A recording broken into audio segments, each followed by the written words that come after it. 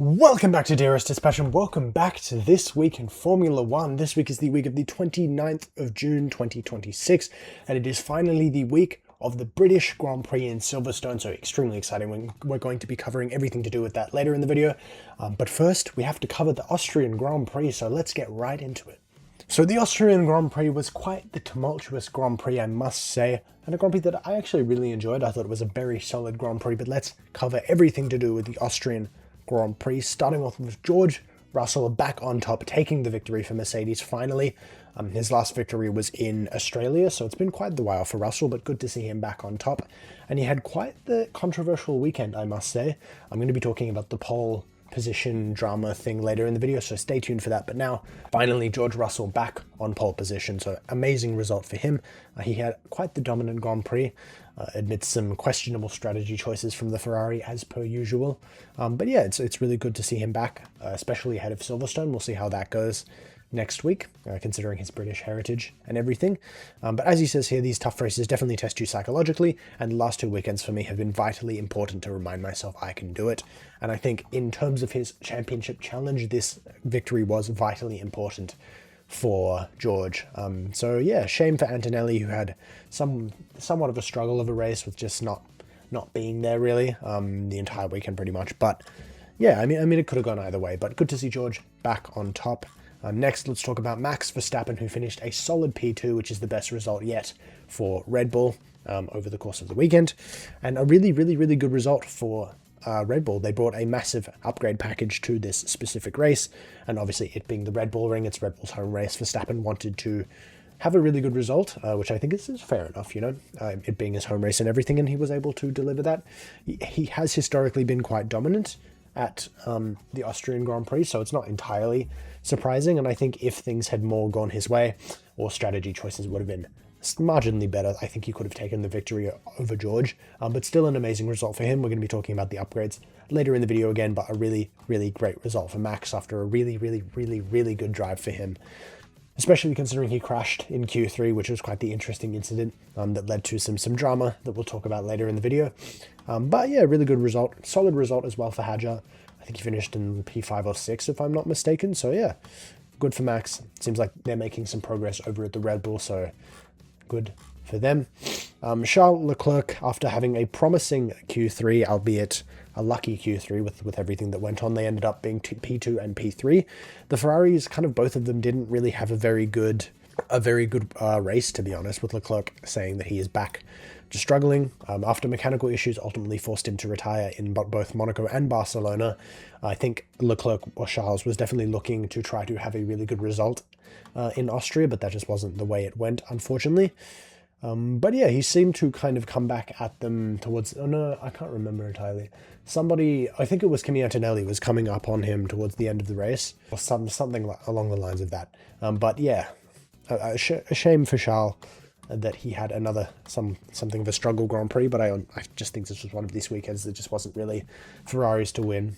Obviously, there were some questionable decisions in regards to strategy on the Ferrari side of the pit wall, but still, you know, I think there's brighter pastures for Ferrari, and definitely I think they've shown a lot of improvement over the past couple of weeks, so if they can hone down just a little bit more, I think they'll be right there. So hopefully things go better for Charles and for Lewis after somewhat of an unfortunate weekend for them. The McLarens also didn't have a very good race, though. I think Oscar Piastri finished P4. P5, which is not the best result if we're being honest. And yeah, they just had another not so great Grand Prix with Lando Norris admitting that they are 3 months behind all of the other teams, which is a lot, specifically Mercedes. Whilst Piastri admitted that beating Antonelli was unrealistic even after mingling near the top during free practice.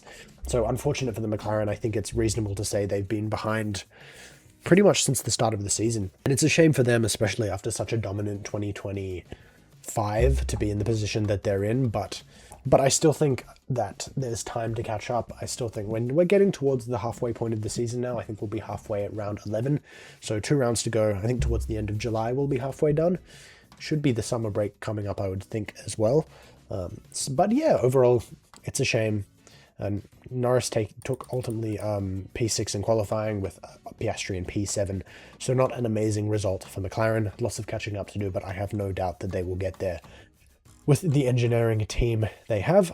Cadillac as well brought a massive upgrade to Austria, which unfortunately turned into a nightmare with, I think, both or just one of the Cadillacs overheating and the brakes catching on fire. I think of Bottas very early on into the race, with them encountering major issues, so super unfortunate for them. Obviously, bringing an upgrade to a Formula 1 car is not necessarily easy, but unfortunate that it didn't go so well for them. But I have no doubt that I think this was the first ever upgrade that they brought, unless they brought an upgrade to previous races. They might have, I'm not sure. But it's a shame that things didn't go too smoothly for the Cadillacs there. But I have no doubt that they will continue to improve in future years and throughout this season. So unfortunate for them with Bottas retiring. I think Perez also retired. I think they both might have retired. So a bit of a nightmare for them. But, you know, these things happen. Formula 1 is a fluctuating sport, so things change. And I'd have no doubt things will look up for the Cadillac. So that was the Austrian Grand Prix. Quite the good Grand Prix, I must say, with lots of really tight, close racing between Max and Lewis early on into the Grand Prix, and Kimi and Charles and lots of other people. So pretty interesting Grand Prix overall. Now let's talk about the weekly news.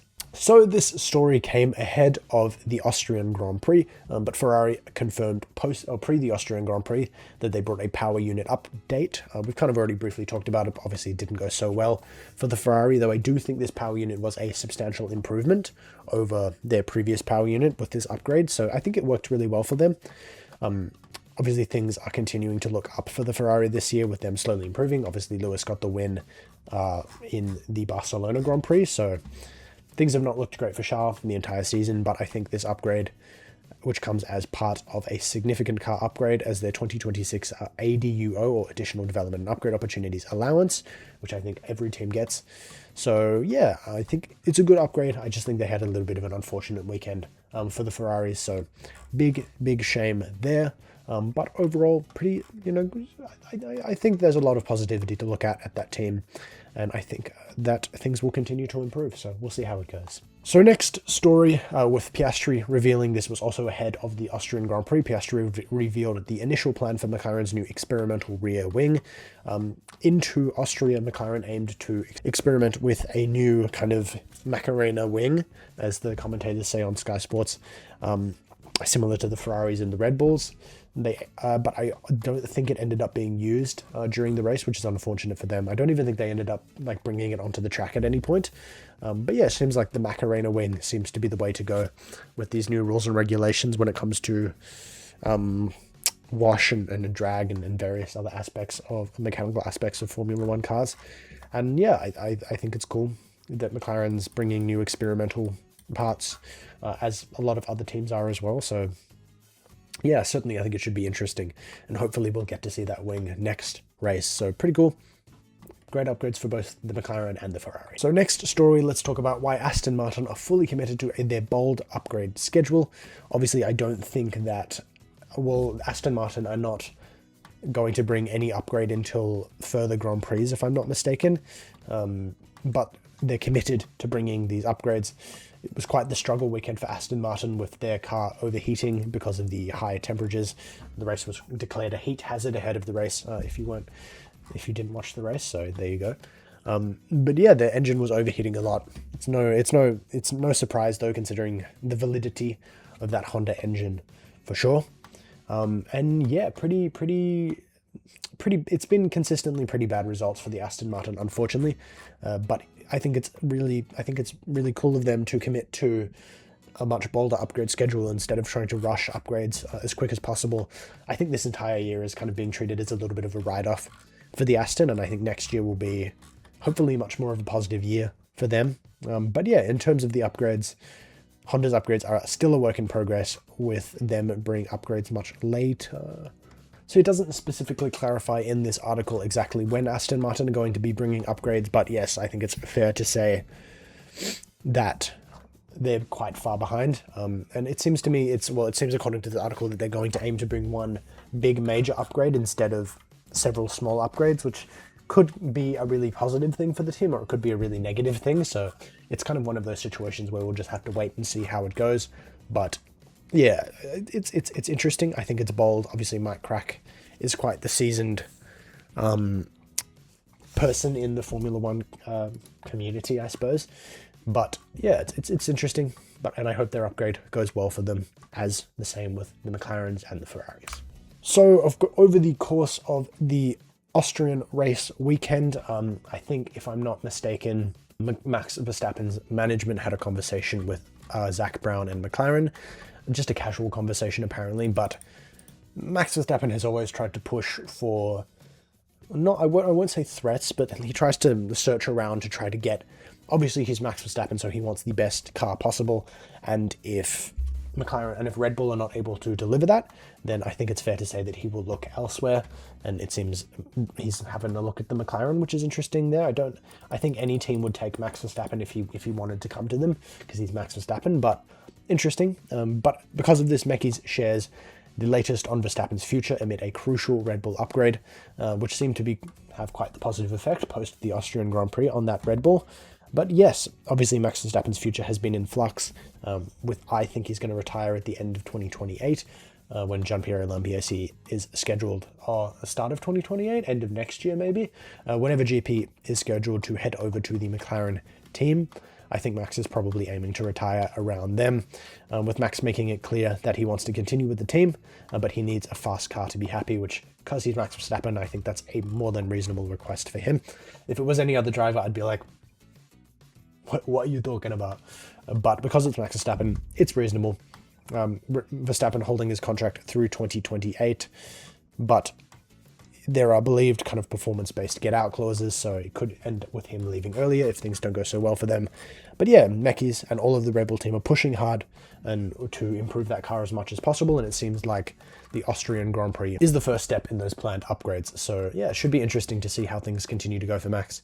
If I had to guess, I think he's kind of a Red Bull for lifer, meaning that I don't think he's going anywhere until he decides to retire.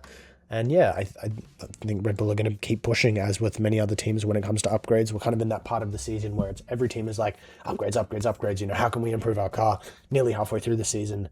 So yeah, I think going into the back half of the season, we're going to see a lot of cars jump in performance, and I think it'll be interesting to see whether Red Bull ends up being one of them. So yeah, we'll see. And now for our last story, let's talk about the George Russell yellow flag situation. So this came off the back of qualifying, where towards the end of qualifying 3, the final qualifying session, Max Verstappen had a snap and went off. And he went off and crashed. And towards the end of George's lap, he was driving through the final sector, and there on the marshal post there was, I think, double waved yellows or something. It might have been double or single, which double wave yellow flags mean it's essentially like a race stop. It's a red flag, you have to stop. But George Russell decided not to slow down, and so towards the end of that qualifying session, it was questioned as to whether George Russell would be allowed to keep that pole position, with Kimi Antonelli lifting off because he perceived it to be double waved yellows. If I'm not mistaken, the result ended up being that it was in fact single wave yellows, so it wasn't necessarily George's fault, but the race director and FIA's fault for not doing a good enough job to ensure the safety of what should have been, or ensure the safety of all of the cars, because it should have been a double wave yellow, especially in such a fast part of the circuit that it occurred in. But because of this, there was a lot of controversy around George Russell, whether or not he would be allowed to keep his pole position, though ultimately he was allowed to, due to pretty much the thing where it was a single wave yellow when it should have been a double, and I don't think George would have lifted derivative of whether it was or it wasn't, so quite lucky for him that he managed to scrape by out of that free, because, you know, who knows what might have happened. I don't necessarily think he would have got the win if it hadn't gone his way. So yeah, to be honest, George deserves the luck. He's had quite a few unlucky Grand Prix, so I think he deserves that luck for him, certainly there. But yeah, there you go. It was interesting nevertheless. And if he had not gotten that pole, it would have been a Ferrari 1-2. So who knows what might have happened. But yeah, now that is the weekly news. Let's talk about the British Grand Prix. So the 2026 British Grand Prix is round 9 of 22 of the 2026 Formula 1 season. It of course takes place on the ever iconic Silverstone circuit from June the 3rd to the 5th, 2026. Oh, sorry, not June, July. I apologize, a little bit of a mistake there, but that is this weekend at the time that you're watching this video. This is the Silverstone circuit as it is today. I think it remains relatively unchanged with all of the corners that you remember, you know, cops and I think maggots and something like that. It's the same track that you know and that you love, with a little bit of an overhead cam of Silverstone there. Going to be lots and lots and lots of fans there. I think it's pegged to be a record-breaking amount of people going there, so you know, I hope everybody who's going there enjoys it. I'm very jealous, but that's okay. I'll get there one year. But yeah, very cool. It should be an exciting race. Here is one of the opening laps that looks like 2022 to me, so unfortunate for whoever's going off there. It looks like a Haas. Oh no, it looks like an Alfa Romeo. But anyway, yes, let's talk about the drivers' standings. Apologies for the low quality image right there, but Kimi Antonelli has retained his first place position with 171 points, with George Russell jumping Lewis Hamilton with 131 points to P2. Lewis Hamilton dropped to P3 with 125 points, with Piastri jumping 2 places with 80 points. Norris, with 79 points, retains his P5 position, with Leclerc jumping 2 places to 79 points below Norris in P6. Max Verstappen retains his P7 position, with Isaac Hadjar jumping a place 1 point ahead of Pierre Gasly in P8. Speaking of Pierre Gasly, he drops down to P9 because of Isaac Hadjar jumping in by a point, with Liam Lawson retaining P10 with 30 points. So interesting results there. Now let's talk about the qualifying head-to-head, with Lando Norris and Oscar Piastri being being exactly even when it comes to qualifying results. Same result for George Russell. Unfortunately, I wasn't able to find specific timings this weekend, but we still have these scores, with Max Verstappen still beating Isaac Hadjar 6-2, Lewis Hamilton and Charles Leclerc equal as well. So interesting that both McLaren, Mercedes and Ferrari are both equal, though I think it's reasonable to say that Hamilton has had a better year so far than Charles. Carlos Sainz is still beating Alex Albon 6-2, with Liam Lawson beating Arvid Lindbergh 6-2. Fernando Alonso is beating Lance Stroll 7-1, with Oliver Behrman beating Esteban Ocon 6-2. Nico Hülkenberg is beating Gabriel Bortoleto 5-3, with Pierre Gasly beating Franco Colapinto also 5-3, with Sergio Perez beating Valtteri Bottas 6-2. So that is qualifying head-to-heads. Hopefully next time we cover the whatever race is coming after Silverstone, I'll have some timings for you, so I apologize for that.